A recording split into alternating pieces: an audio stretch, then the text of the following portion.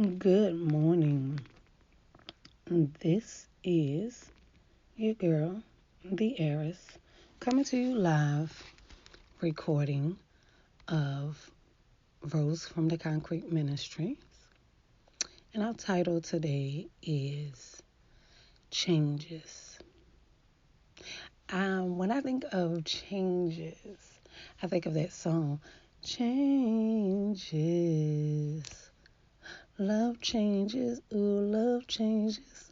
Y'all know I'm not a singer, but changes.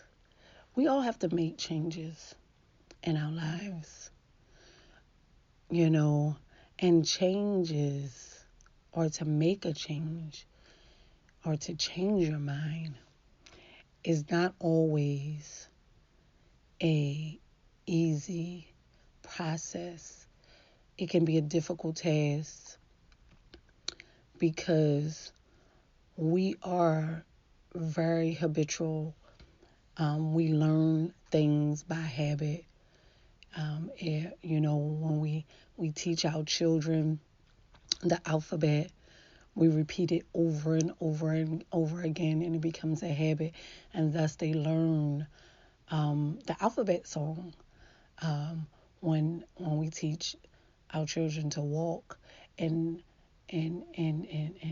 talk, it's through repetitive teaching. So when you've been doing something for such a long time, whatever it is, whether it's a good habit or a bad habit, but when you've been doing it for such a long time, to make a change in the things that you do can become very difficult when it has now become a habit. But as we grow, as we mature,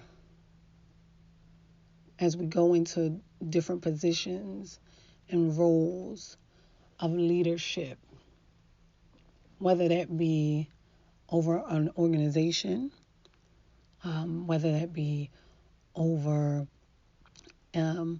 things such as church, ministry, or it could be simply a role as a parent, and over your having leadership over your own household.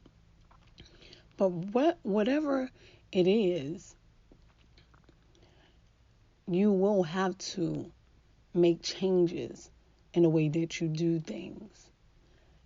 We cannot always continue to do the same things and think that we're going to get a different result. I believe the definition of insanity is actually doing the same thing and believing that you're going to get a different result. So either we're all insane or those who believe that changes are not necessary are insane. That's a hard pill to swallow, but it is what it is. It ain't what it ain't.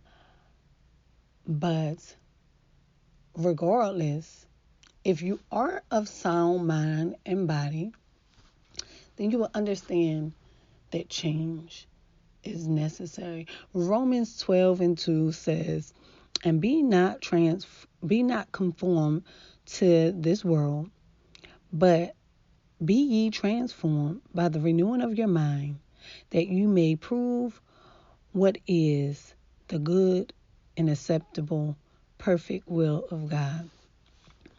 To be transformed is to be changed.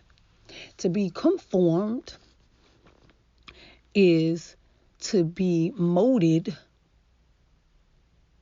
by the world or your world. And see, so here's the thing. I know when I make these recordings, I know that I'm not just talking to the church. many of my friends and the people that are associated with me don't even go to the church. So, when we talk about be ye not conformed to this world, we're not just talking about like for somebody that's in the church that's saying, I'm not, I don't do worldly things. I'm trying to do spiritual things. Well, I'm also talking to that person when, that's that may not even go to church. And what I'm saying, even in this scripture, when we say be not conformed to this world, we all have a world that we operate in. Your world could be within your family content, because that's your world. Your world could be within your business content, because that's your world. Wherever you spend the most time, where you're investing the most time, where your mind is drifting all the time, where you're being actively used at, is your world. Whether your world might be out partying or whatever. Your world may be just home, taking care of family. So when they say be not conformed to this world, there are certain things in your world that is conforming you to be a certain way. But be ye transformed by the renewing of your mind. Sometimes the world that you're in, whether it be your family world, your business world, your friendship world, has conformed you to think certain ways. Your upbringing, that's a world, your environment, that's a world. And it's conformed you to have certain thoughts, to have certain habits, to move in certain ways and operate in certain ways, So when we say be ye transformed, that means that I may need to change. Because if I'm in an environment, or I've been reared up in an environment, that world that was not conducive to where I'm trying to go, conducive to my future and my lifestyle, my new lifestyle, the things and the desires of my heart, then I need to be transformed. And to be transformed, I need to be changed. So let's look at the word change. Change, when we think of change in a verb sense, it means to make or become different, to take or use another instead of. Or in a noun form, it means to act or the instance of making or becoming different. Okay, so in order to be transformed, to be changed, you have to become different. That means I have to think differently. I have to move differently. I have to change. I might have to even change worlds, meaning from one city to the next, one state to the next, one mind state to the next, one habit that was bad to a positive. But I have to change something to be transformed. To be transformed, I have to make certain changes. And again, I said, change is a difficult process. It could be a seemingly difficult process, yet what I know is those who are really tired of living the same, being conformed to their world, will make this process enduring all of those hardships because they understand that change is necessary. And when we make changes, I think the most difficult process of making a change is having to come to grips with the fact that we may have to disappoint people. Because no one wants to disappoint people, especially those that we love. I know upon leaving New Jersey, I think it's been at least 18, 19 years. My daughter is 19, so I want to say 18 years. I think I came out here when she was 1 year old. I think that the biggest and the hardest change to make was to leave my home, to leave my family. I think it became even harder to endure the changes when I realized that some people were disappointed in the fact that I had to leave, and even more disappointed in the fact that I didn't think the same as they thought anymore. Coming from New Jersey to Florida, not only did I make a physical change of locations, but mental changes of beliefs. My belief system changed drastically. I mean, drastically. I was, totally a non-believer. And my family, the majority of my family, there were Muslim. So, it was easier for me to be around my Muslim family as a non-believer, meaning, I wasn't Muslim or Christian or anything else, than it was to come around them as a Christian. Because that meant that my beliefs challenged their beliefs. And even though I have totally been blessed to never have a dispute or argument about religion with my family, I mean, that's truly a blessing. But there were some times in my decision making as a Christian that seemed crazy and warped to them as Muslims. I mean, even my decision to go back home and turn myself in from being on the run for 5 years in Florida didn't make any sense, especially when I said that the Lord told me to go back and turn myself in, and everything would be all right.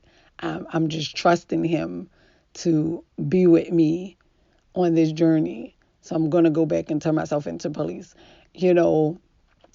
First and foremost, I can remember my uncle saying, I don't even understand, like what type of God is telling you to go and turn yourself in, what I'm saying, to jail when you got kids. And then, friends and, other associates was like, looking at me like, this girl has lost her cock and picking mind. You know what I mean? I mean, you're all the way in Florida. Nobody picked you up. You have not been arrested, and you're going to go home and turn yourself in. I mean, who does that? You know what I'm saying? Nobody, unless there has been a change, unless there has been a transformation in your mindset. There had to be a shift in your mindset. So again, when we do decide to make changes, we can put people at risk. Um, again, I said, family members, can be disappointed in your choice. I mean, you got to think about it.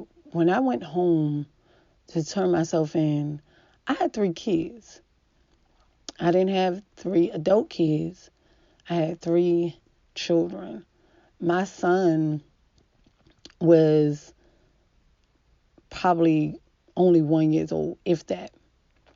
That meant that my middle daughter was about 6, 7, and my oldest daughter was about 14.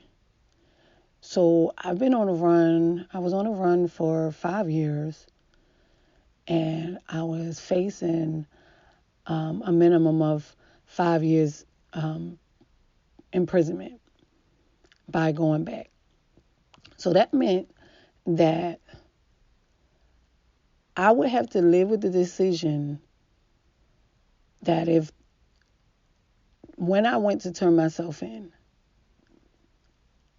and if the judge at that time ordered me to 5 years of jail, that meant that I would have had to live with the fact that I would have been away from my children for 5 years or more. Depended on the judge. It depended on the judge, on his decision, on what he was going to do with me. And so to make a decision that could seemingly hurt your family, because 5 years away from my children, I've actually never been away from my children for no years. So I still at 42, I still can't even imagine what that would have been like. But when I decided to change my mind and the way I was living and the way I was walking, when I got tired of looking over my shoulder, when I got tired of hiding from the police, when I got tired of my lifestyle and I wanted something different, it didn't matter. Nothing else mattered. I didn't even think I couldn't even think of being what it was going to feel like to be away from them, because eventually, if I didn't make this change on my own and I would have got arrested, eventually I would have, then I wouldn't have made the decision. Someone else would have made the decision for me. And I think that, to me, would have been more devastating than me making the decision for myself and for my family.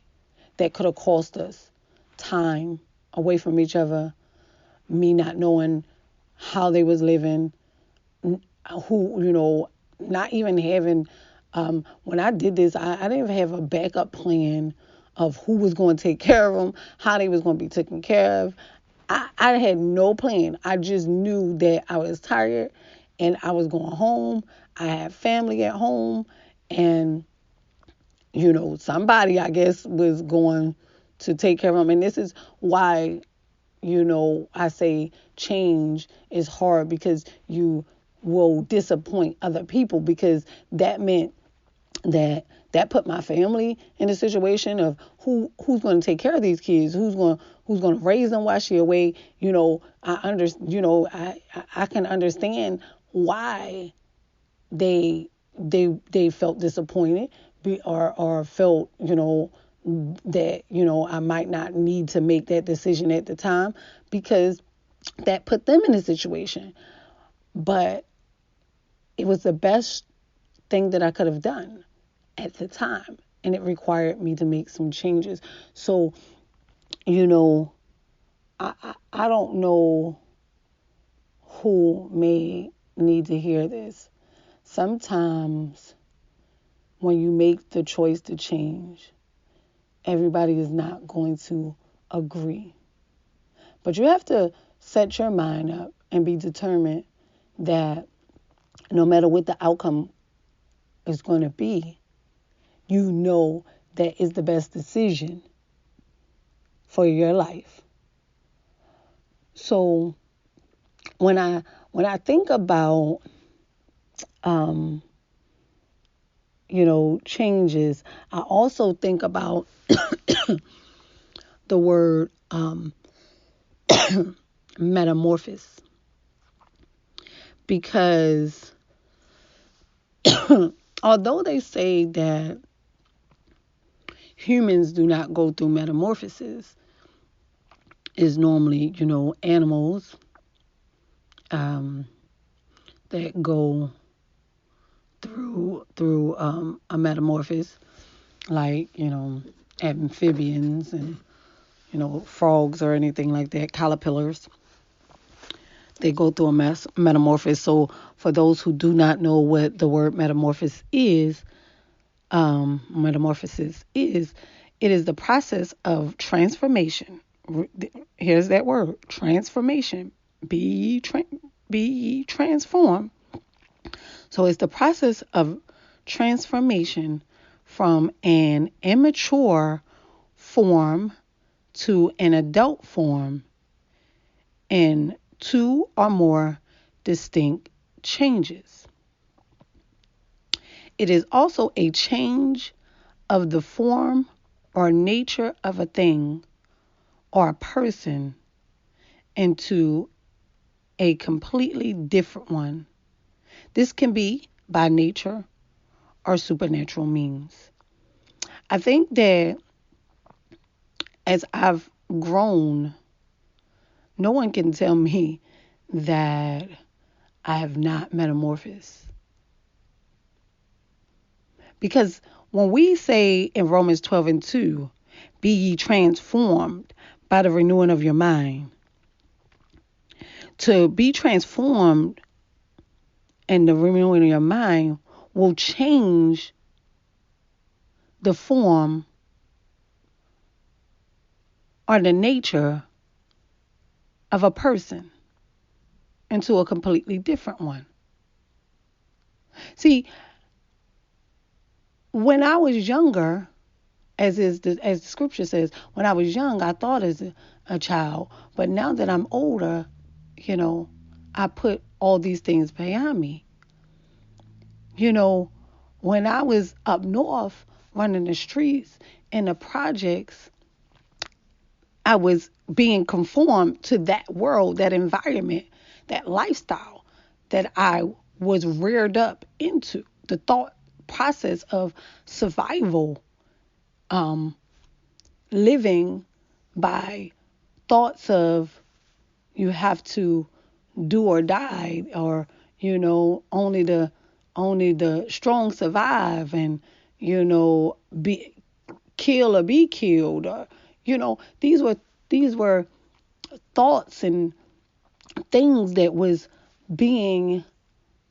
conforming me to operate, to move a certain way because of the environment and upbringing that I had. But when the Lord drew me in with his love and kindness, there was a change. There was a metamorphosis, a supernatural change that happened. And now most people, when they see me, I look like the same person, you know, but I don't move in the same ways that I did before, you know. Now I can always go back to default, you know. It's not like those things have, like there's no memory of those things, which really there should not be, because God says that he makes all things new. But we as human, and because we have a brain, which is that computer, we can pull things from our past and bring them into our future. But when God makes all things new, I don't have to make decisions the way I used to make decisions. I don't have to be conformed to those thoughts, but I can transform my mind and think a different way and do a different thing. Now, there's 4 stages of metamorphosis. Metamorphosis goes from an egg, a larva, a pupa, and then an adult. Now, it's weird to me that they will say that a human does not go through a metamorphosis. And I'm thinking it's because it's really not a total and complete change, because there's still some similar characteristics in humanism and being a human that we will continue to carry. But we actually go through more than 4 stages, if you really want to be honest. Because you have to think, to be a human, right, is the first stage is being a fetus. Your second stage would be an infant. Your third stage would be a toddler. Your fourth stage would be a child. Your fifth stage would be to become a teenager. And your sixth stage would to be an adult. And your seventh stage, which is the number of completion, is your senior years. Right? God makes no mistakes. See, it takes the foolish things to confound the wise. So some people think they're so smart. But the number 7 is the number is of completion. And I think that when you hit the latter years of your life as a senior, you've completed your lifespan, and your new beginnings, number 8, ends when you cross over and go home to be with the Lord. Such an exciting thing. But that is a metamorphosis. And the reason why I compare it is because of the simple fact that as a fetus, my only job is to live, excuse me, my only job is to live off of my mother. So I'm in a womb and I'm receiving nutrients from my mother. And even that fetus kind of looks like a tadpole, first of all. It's like a little sperm thingy that turns into a tadpole, and then it kind of develops into a baby, right? It begins to have eyes, ears, fingers, toes, noses, and everything like that. It begins to develop. It's actually going even in that cycle is metamorphosing.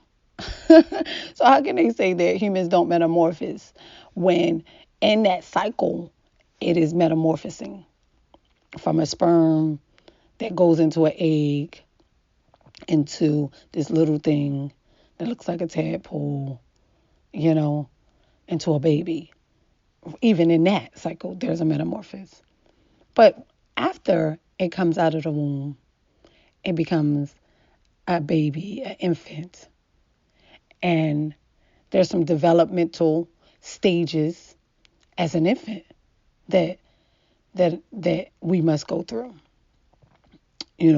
Learning how to suck either from our mother's breast or from a bottle. Learning to hold a bottle.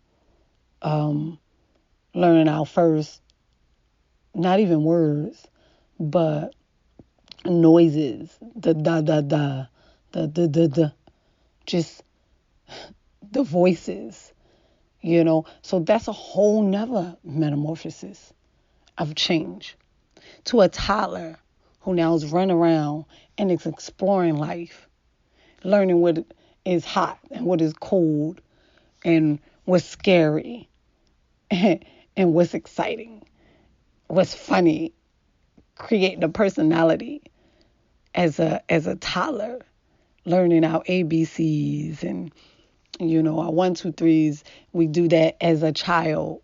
Now we begin to read and write and spell and tie our shoes. And now we're running and learning how to ride a bike. That's another change. And then as a teenager, we go through hormonal changes, developmental things, learning what turns us on, what turns us off, anger, rage, social developmental skills is happening at this stage of life. Whether or not we want to be popular or whether or not we're, outgoing or, more of a homebody, that stage of life is now happening. Now responsibilities, choices, right or wrong, figuring out what's the right thing to do, what's the wrong thing to do. These things this is another level. And then as an adult, responsibilities of taking care of a home, taking care of now raising our children, paying bills, opening up businesses, becoming leaders, social changes, becoming a voice in a community, these things. And in our later years, retirement, being a senior, learning to enjoy what we've already placed in the ground, living in our harvest time, relaxation, if we've done the right things, right, in our former years. So we are constantly going through changes, metamorphosis. And because of that, we have to understand that change is necessary. How would I look being a teenager trying to suck my mother's breast for milk? Having my mom feed me and change my underwear, especially if I have no developmental or physical problems. If I'm a teenager and my mother is still changing my diapers feeding me, dressing me. I mean, like actually putting on my clothes, doing my homework, then that would mean that I have a developmental disability or physical disability. So that means I have an impairment. So I'm not able to change because of an impairment. But other than that, if there's no impairment, something is wrong. So that is the same way that people are looking at us when we are still doing the exact same things that we were doing when we were a teenager and we're adults. When we're still making the same choices as when we were 15 and 16, and we're now supposed to be responsible adults. Either you are impaired somewhere or insane because it's not making sense. So change is necessary. Change is necessary. And as an adult, as a leader, we have to be able to make those hard choices to make change.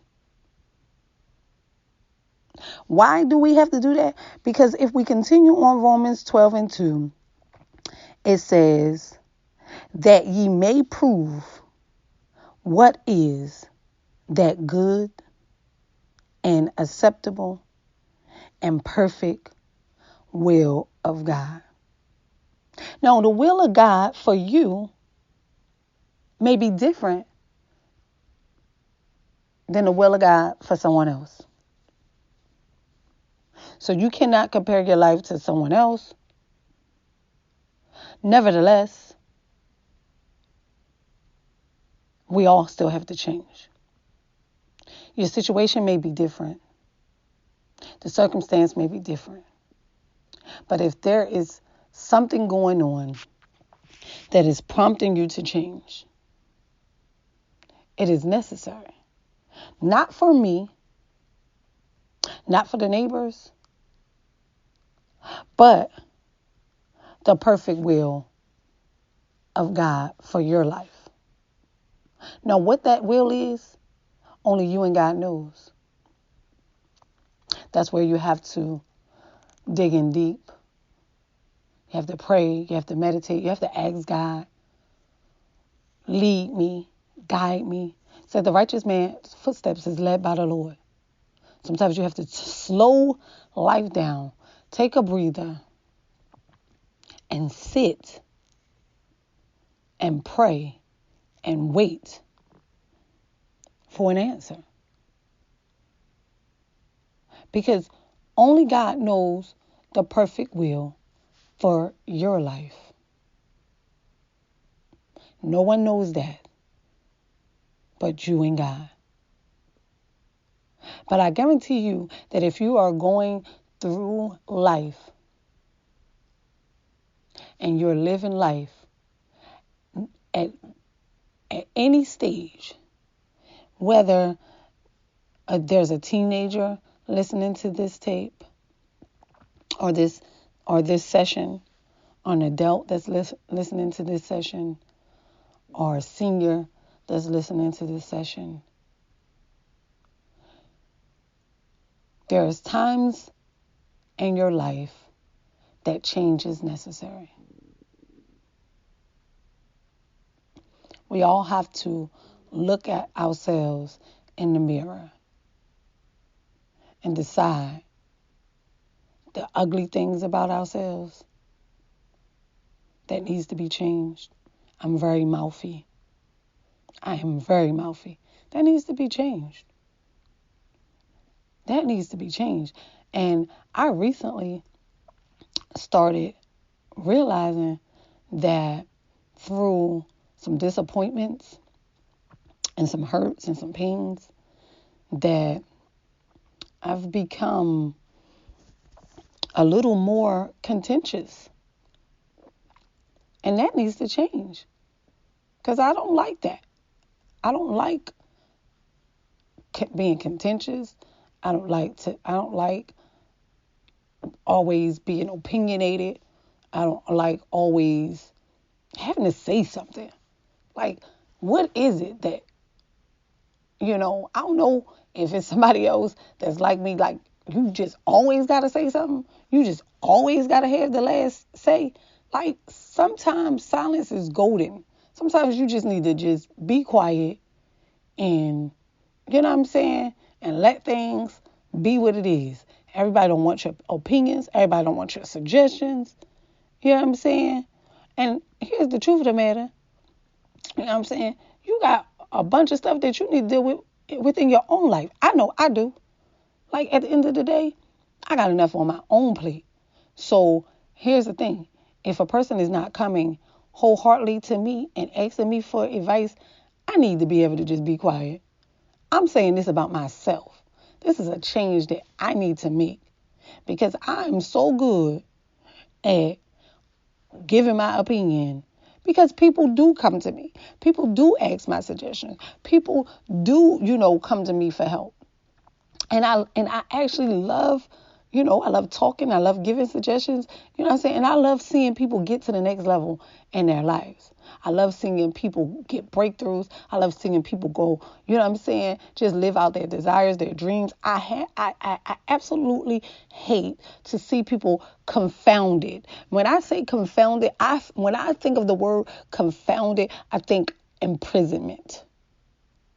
Just being imprisoned in their minds, in their thoughts, in their finances, in their relationships, in their environment.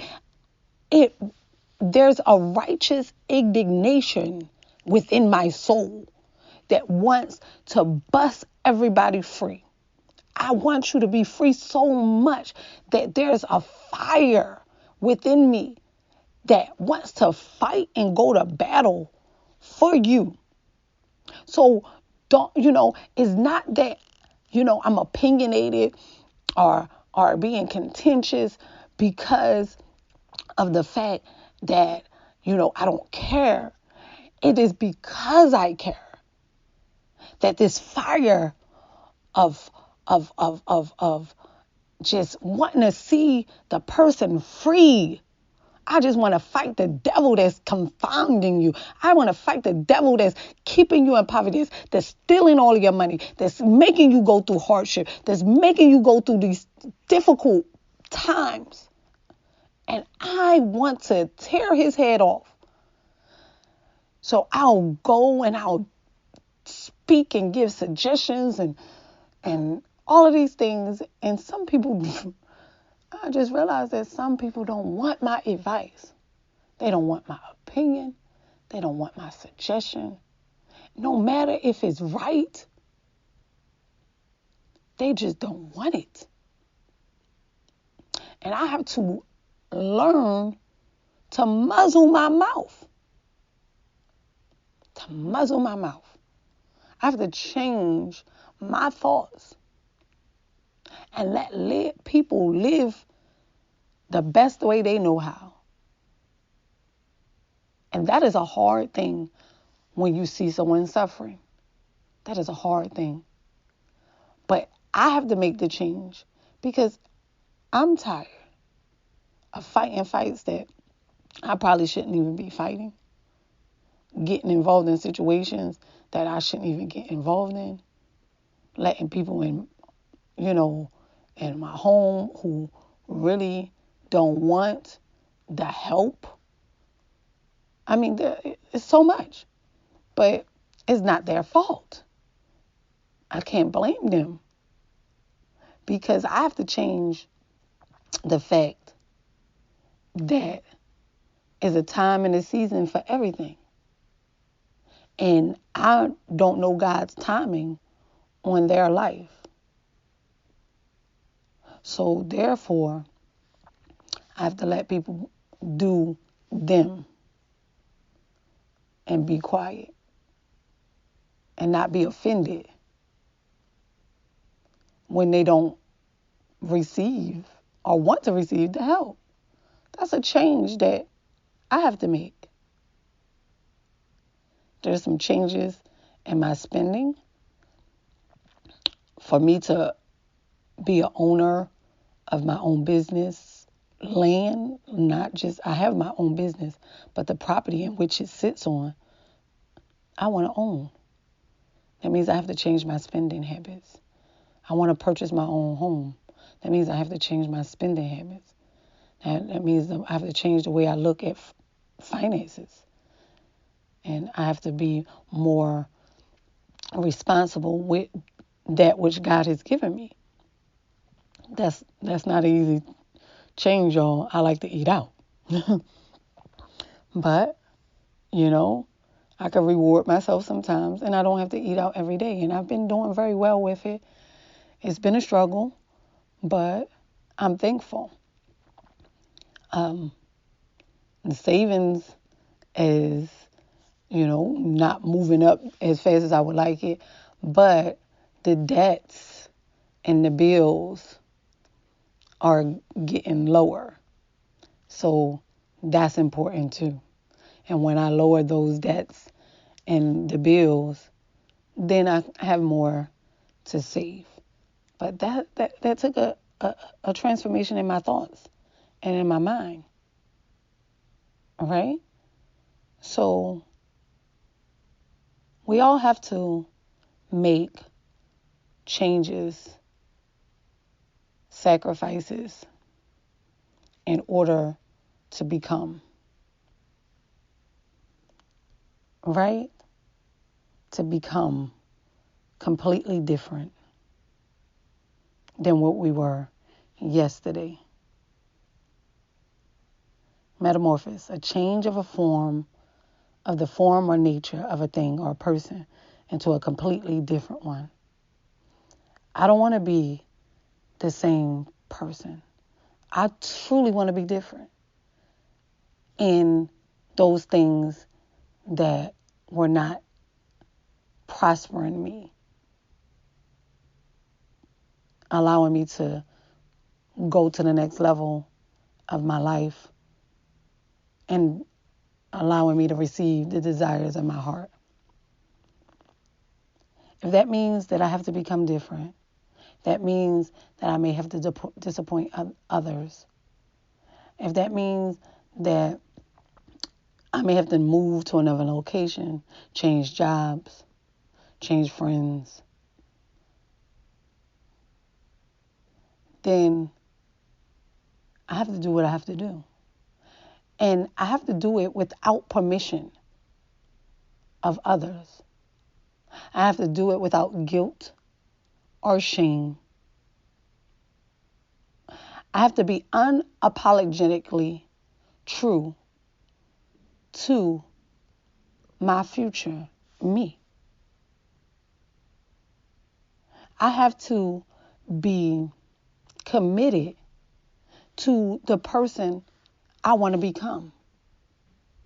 We're committed to so many other people, so many other things, but we're not committed to the desires of our heart. And then we get frustrated because we don't receive the things that we desire. But you're not committed to those desires. You're committed to the people, the opinions of others, committed to making them feel better while you sit and suffer. The devil is a lie. Those days are over for me. Whether you like me or you don't, whether you sit with me or eat with me, speak with me or not speak with me, I'm committed to becoming who I know I can be. There was a time where I didn't think that I can be that person. But I see her. I visualize her. I know that she exists. Now I have to commit myself to the changes that are necessary for her to become. I thank you all for tuning in. The title today is Changes. I pray that you receive the fullness of this word. I pray that if you're in a situation or a circumstance that requires change, I ask God to give you the endurance, the courage, the strength, the tenacity, the boldness to make those changes unapologetically, to do them quickly, swiftly, without second thought, without a double mind, with the faith that God's will be done in your life. I ask for transformation to come upon your soul, your mind, your spirit, your heart, your finances, in the name of Jesus. Your environment, your friends and your associates. I ask that you go to the next level. I ask that you truly become who God called you to become from the foundation of the earth. He did not just die for your sins. He also died so that you can become. I pray this prayer in Jesus' holy name. Amen. Thank you all for tuning in to Rose from the Concrete Ministries. This is your girl, the heiress. Love you, and God bless.